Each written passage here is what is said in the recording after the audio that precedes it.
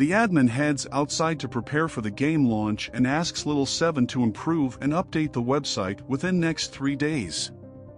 Little 7 asked why the admin had only sent 4 gaming headset when 11 players registered for the game, and all those 11 players would only take 10% of the cloning VATs.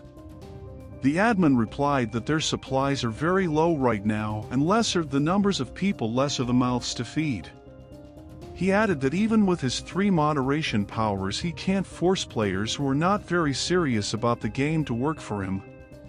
Also, there is a saying, haste makes waste, so they first have to properly nurture these first 4 players.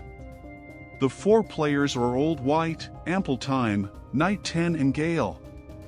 Anyways, these 4 players are enough to finish the system tasks. A blue screen flashes in front of him, which indicates that recruitment of players task has been completed. He receives a nano-carbon bulletproof vest and some extra reward points. He feels as though nano-carbon bulletproof vest is very high-tech and claims it as fast as he can. He bulletproof vest automatically equipped itself onto his body. The screen again flashed, this time describing about the vest. Nano-carbon bulletproof vest can effectively absorb kinetic energy from bullets, dispersing damage within the vest's durability. It also has certain degree of cutting and puncture resistance. He feels a lot safer now when he have to go out. The Little 7 interrupts him and tells him that the vest can't be considered cool yet, and there's an even cooler blind box waiting for him. The different tiers of the blind box guarantee a certain level of drops. Just like a basic blind box can drop food, mid-tier box drops medicine, and the high-tier blind box can drop weapons. The admin has 5 points in total, and he thinks to himself if he should use all 5 of his points to open a basic blind boxes, or he should save until he has 100 points to buy a high-tier box and have a weapon. The robot interrupts him again, stating that the new task has been updated in the admin log and asks him to check it. The new task is to prepare a generator with an output of at least 10 kilowatt, and the reward of the task is 100 points.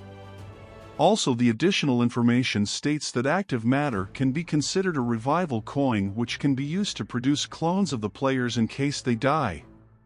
The admin decided that he will use the 100 points from this task to draw a weapon and asks Little 7 to use all of his current points to open the basic blind boxes for food. Little 7 opens the blind box and they stand still and watch the box open. The box opens and inside it was an apple-flavored lollipop, banana-flavored lollipop, mango-flavored lollipop, and some compressed biscuits.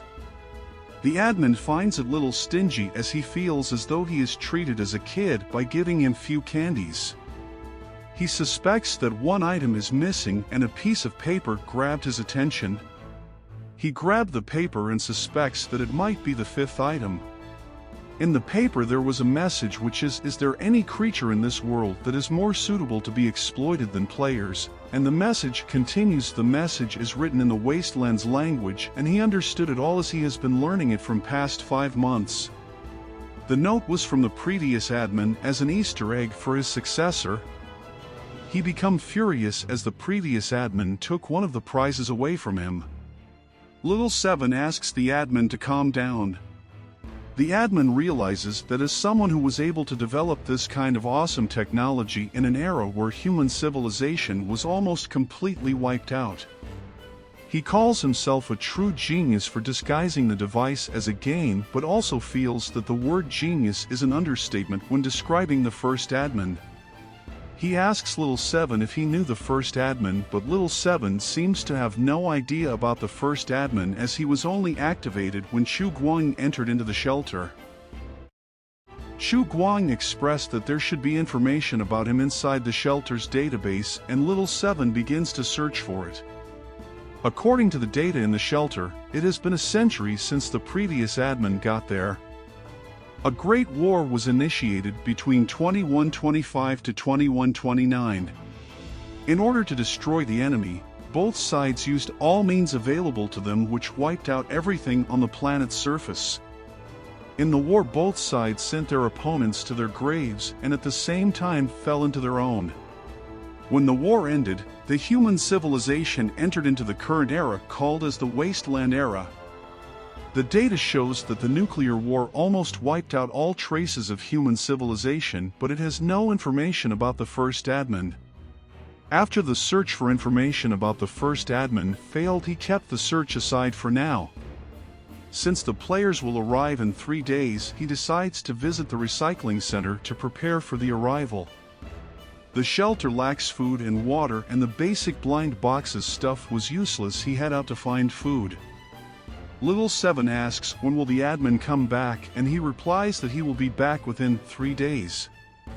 He decided to go back to the survivor camp in order to collect food and water for the new players. There is 12-hour difference between the wasteland and the real world.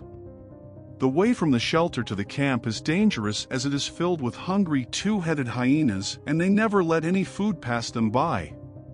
As he was walking by, he was spotted by the hyenas. He was spotted by 2 mutated two-headed hyenas. According to the survivors, the two-headed hyenas are the deformed animal who are the result of the gamma-ray exposure.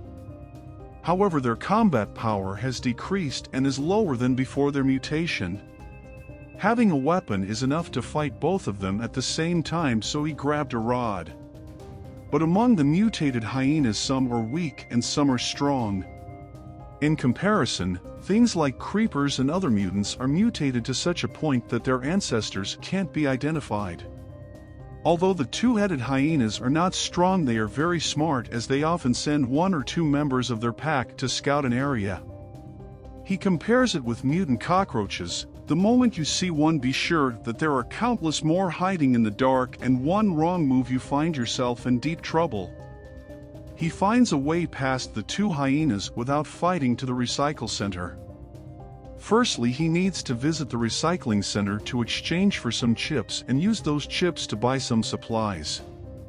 Chips are currently issued by Boulder City and can be used to exchange for food and supplies in exchange. The Boulder City is the largest and most prosperous survivor settlement in the wasteland. The recycle center owner is Old Charlie. The admin exchanged a weighting scale that's never correct for 3 chips. The batteries admin brought weren't bad, but the quality of glue was worst, so he gave only 50% of the price. Old Charlie asks if he wants to buy anything as he has some new items from the Boulder City. Chu Guang asks if he has a gun, but Charlie responded that he don't have anything like that, and even if he had that, Chu Guang won't be able to afford it. Charlie only has food and fuel and recommends him to buy more of them before the prices increase when the winter arrives. Chu Guang asks him if the winter is coming soon. Charlie remembers that Chu Guang has only been to this world for 5 months and he hasn't experienced winter in Wasteland yet. Here the temperature begins to drop down this time of the year. He predicts that winter might arrive a little earlier this year, and perhaps the first snow will start by October. When the winter arrives in the wastelands, the mutant animals also become more active to prepare for the cold months. During the winter, hidden underneath a pile of snow can't be predicted. It might be valuable scrap or the sharp fangs of a mutated rat. When it starts snowing, the wandering merchants also refuse to come there. The merchant also finds it difficult to transport the supplies and decides to wait till spring. So during the winter, if he finds something good, he needs to hide it in the house and wait until spring before he can trade with the merchants. Or if he is brave enough, he can travel to Boulder City, that's 10 kilometers away, because the market there remains active even in the winter. Old Charlie begins to chatter again, but it was also thanks to him. Chu Guang was able to understand this world quickly. Before, Old Charlie belonged to another shelter, but then he was captured as a slave. After he was captured, he was put up on auction, where he was bought by Bet Street's mayor. From there, he was assigned the job of dealing with the scavengers. If it wasn't for how chaotic this world is, Chu Guang believes that Old Charlie would have become a master engineer, doctor, or scholar like his ancestors instead of being in this place. Chu Guang thanked him and bid him goodbye. Charlie tells him to take care of himself and to remember him if he find anything good. Chu Guang thinks that the reason old Charlie was looking after him because he is also the survivor from another shelter. He returns to his house in the wasteland to check how much chips he really have altogether. After counting, the total sum came up to exactly 50 chips, and he feels that this could be barely enough for the initial phases of the shelter. Firstly, some tools are of the need as the area around the shelter needs to be repaired. After that, when the players arrive, he can let the players collect materials from the nearby area. It shouldn't be too hard to repair the walls of the nursing home with clay and stones. Since this is a realistic game, every players must have to start from the most basic level of work. Besides from the tools to repair the base, they are also in urgent need of some rations. The clone present in this world will bind with the players in the real world. Then the clone will become a living being that needs to consume food to recharge their energy. If the players go hungry, they might take drastic measures, and in worst-case scenario, the admin might lose control over them. He imagines a pretty girl asking for food with him. He thinks that at the least they will need enough food to feed 5 people for an entire week, but for even if they eat 2 meals a day and only have 1 week cake a meal, it will still make 70 chips.